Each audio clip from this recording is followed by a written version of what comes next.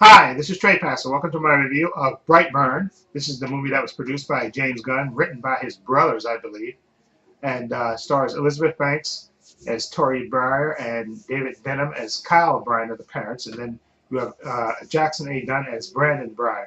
And this story is basically super. Let's be honest. If you see on the trail, this story is basically Superman. The Superman turned evil. Basically, that's what it is. Basically, that's the basic story of it. But it's you get that basic story of this couple. You have this couple that that have infertility problems and stuff, and they're seeking a way to try to have a kid and stuff. One day out of the blue, the ship crashes just like the Superman, and they have a kid, a young kid that they adopt. Okay, and as this kid gets older, he's like a preteen, I guess. I guess he's about 12 or 13, I think, and he starts he starts displaying his power.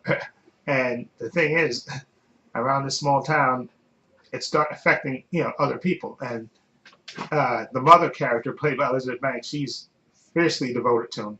She's to the point where she doesn't want to hear any bad words about her son or anything. She's like obsessively, almost sort of like what's that character in The Omen? The mother. I think it was the second Omen movie. Yeah, I think it was Lee Grant's character in the second Omen movie where she was fiercely devoted to Damien and she wouldn't hear anything bad about it. And that's kind of like Elizabeth Banks' character. The husband's character, played by David Denham, he starts noticing these weird, these weird situations with his son and stuff, the weird things that he's doing and incidents that happen in school. The father is, expressing that concern.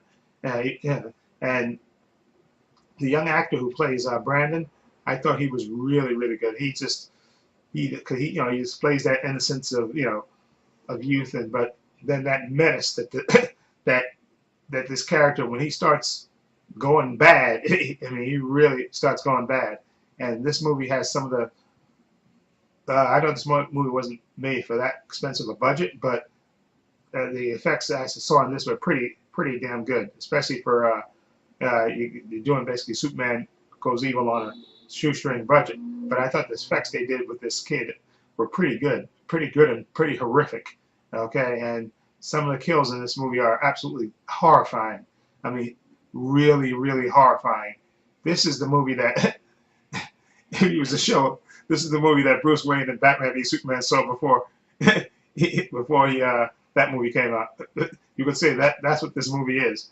That this movie is the movie that this is the movie that Bruce Wayne was dreaming about.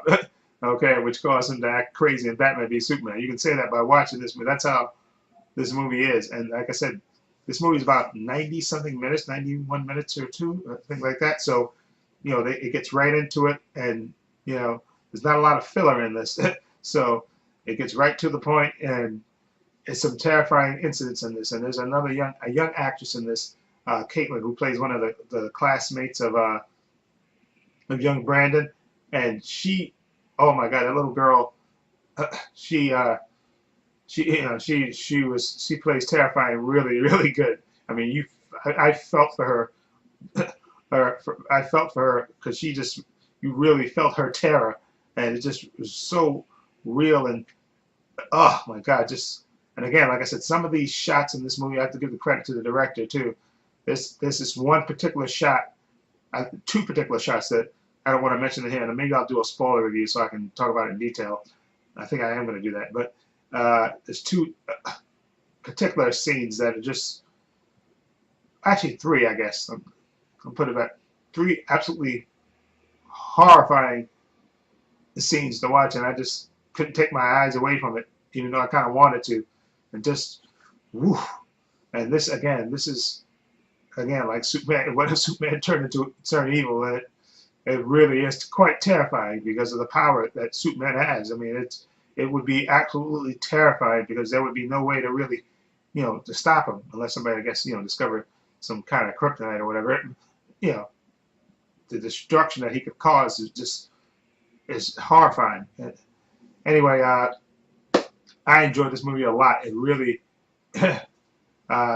impressed me a lot, and I really enjoyed it a lot. Again, I'm going to give Brightburn, because I really enjoyed it, I'm going to give Brightburn a 7.8. Okay? I'll give it a 7.8. Okay? And like I said, maybe I'll do the spoiler review. I'll talk more in detail about. But this movie was really, really good. I'm going to give it a 7.8 just because it was a little bit shorter than I wanted. I kind of wanted this movie to be longer, actually. But this movie is terrifying. and and just, again, that little kid that plays Brandon. Oh, my God. Just, woo. Okay, just, again, horrifying. Anyway, let me know what you think of Brightburn. What do you think of it? If you've seen it, what do you think of it?